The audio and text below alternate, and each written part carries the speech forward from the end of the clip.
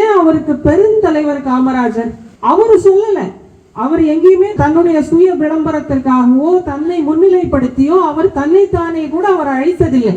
அப்படி இருந்தும் இந்த நாடும் நாட்டு மக்களும் அவரை பெருந்தலைவர் என்று சொல்லிக்கிறார்களே, ஆனால் அது அவருடைய உயரம், உழைப்பு, உண்மை.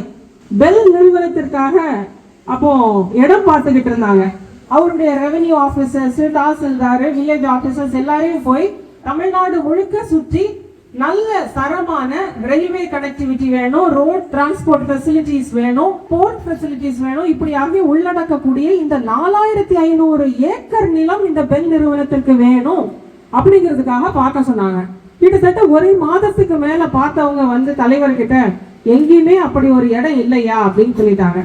தலைவர் அப்படியே யோசிச்சுட்டு இருந்தார்.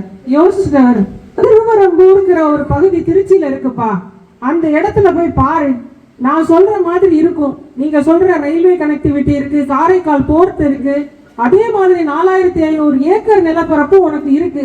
அங்க பெருசா மக்கள் வாழ்விடம் இல்ல, அதை நமக்கு யூஸ் பண்ணிக்கலாம் இந்த ப்ராஜெக்ட் கிட்ட. அந்த அளவுக்கான ஒரு துல்லியமான அறிவு நேர்த்தியுள்ள ஒரு தலைவர் காமராஜர். இந்த பேஸ்புக், இன்ஸ்டாகிராம், ட்விட்டர் காலத்துல நம்ம ஊரை தாண்டி இருக்கிற இன்னொரு விஷயம் நமக்கு தெரியாத இடத்துல அந்த காலகட்டத்துல விருதுநகர் மாவட்டத்தில் எளிய பிள்ளையாக பிறந்து குடும்பத்துல வளர்ந்து கல்வி அறிவு இல்லாம வளர்ந்து அறிவில் சிறந்த ஒரு தலைவனாக இருந்ததா காமராஜர் பெருந்தலைவர். அவர் சொல்லலைன்னா இன்னைக்கு பெல் நம்மளுடைய தமிழ்நாட்டிற்கு வந்திருக்கார்.